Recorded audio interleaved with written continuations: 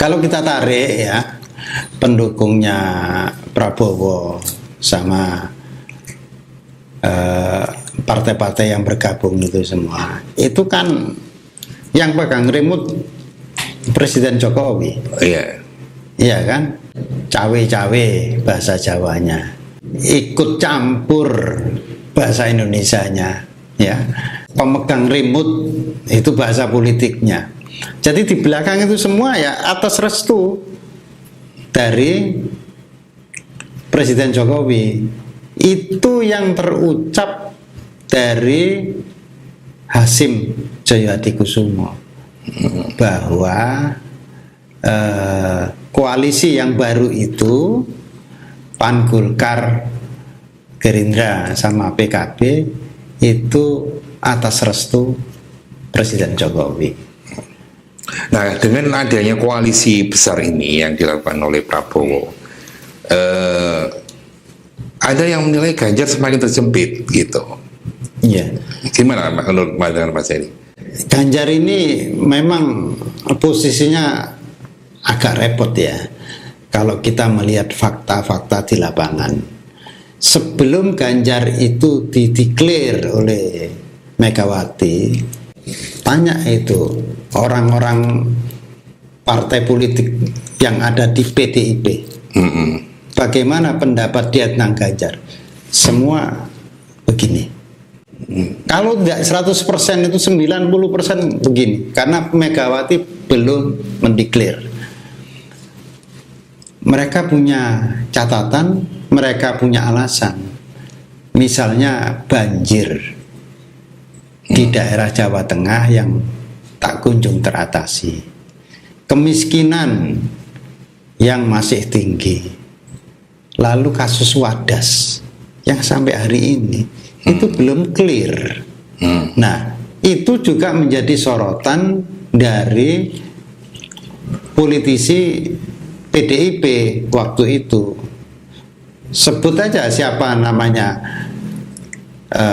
politisi Trimedia, itu paling dia rinci dia, menyebut itu rinci sekali gitu.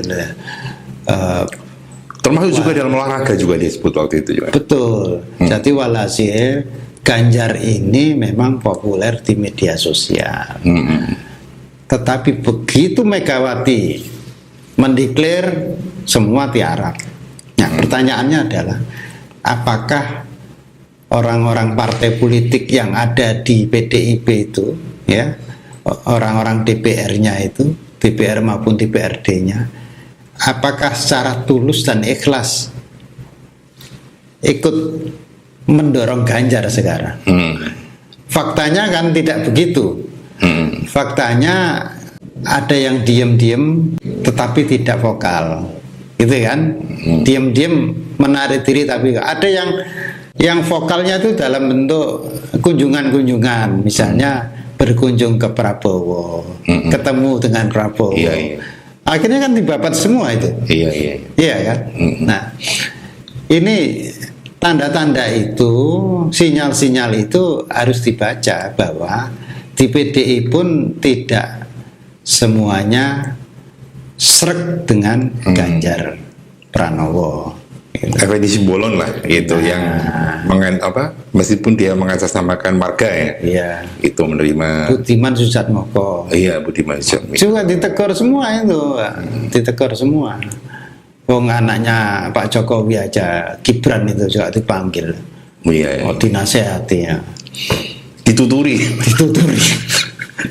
Jadi di politik itu serba mungkin gitu loh. Dulu musuh, sekarang teman gitu kan. Nah, kayak pendukung Jokowi itu sekarang sudah mulai pecah malah, kan gitu. Betul. Ada yang relawannya itu, ada yang dukung Ganjar, ada yang konsisten ke Prabowo. Jadi kalau dukung Ganjar itu sebenarnya yang konsisten. Yang konsisten saya sebut yang kedua tadi, itu yang atas perintah Pak Jokowi untuk merapat ke Prabowo. Pertanyaannya, Pak Jokowi ini sebenarnya dukung siapa sih? Posisinya di mana gitu ya? Nah, dia posisinya sebagai kingmaker. Dia berharap siapapun pemenangnya nanti itu bisa dia kendalikan. Tapi dia lupa ada tiga kandidat kan. Ada Anies, ada Ganjar, ada Prabowo, kan gitu ya, tiga ini yang serba kemungkin nanti akan terjadi.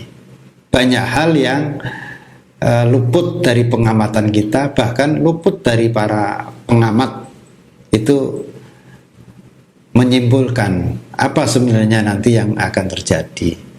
Jadi kalau dari sini aja itu bisa disimpulkan, ini kesimpulan sementara, bahwa siapapun pemenangnya itu mesti bisa dikendalikan oleh Presiden Jokowi, oleh Pak Jokowi nanti kalau sudah nggak presiden ya, kecuali Anies. Jadi itu yang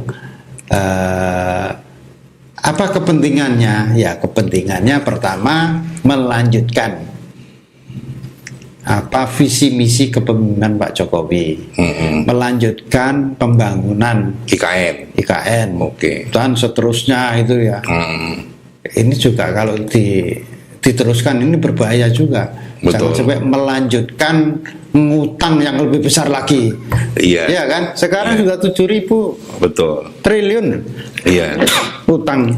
Iya Mas Heri, kan begini, kalau melihat di atas kertas memang posisi sekarang itu yang jelas di atas kertas yang menang ya memang Prabowo, makanya dari sisi jumlah persentase ya, perolehan kursi di DPR pendukungnya ini sekarang Prabowo yang paling tinggi sekitar 40% lebih. Kemudian menyusul koalisi Anies, kemudian baru yang terakhir itu Ganjar gitu. Tapi kalau melihat lagi dengan adanya koalisi yang besar di Pak Prabowo ya, apakah tidak juga hal ini juga nanti akan menguntungkan dari sisi kubu Anies gitu? Karena memang begini, dengan adanya begini kan yang dulunya Anies kan jadi sasaran tembak gitu, di media mainstream, sekarang mereka nolehnya ini yang ada yang lebih besar, yang lebih gemuk ini yang menjadi lawan. Tapi masalahnya mereka ini kan jadi satu di pemerintahan gitu.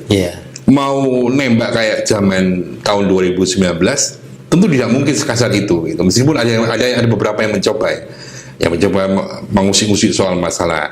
Masa lalu dan lain-lain gitu. Apa enggak? Ini dalam artian kubu Pak Anies sekarang dalam tanda kutip diuntungkan dengan ini, karena memang kan di atas kertas ya saya melihat begitu.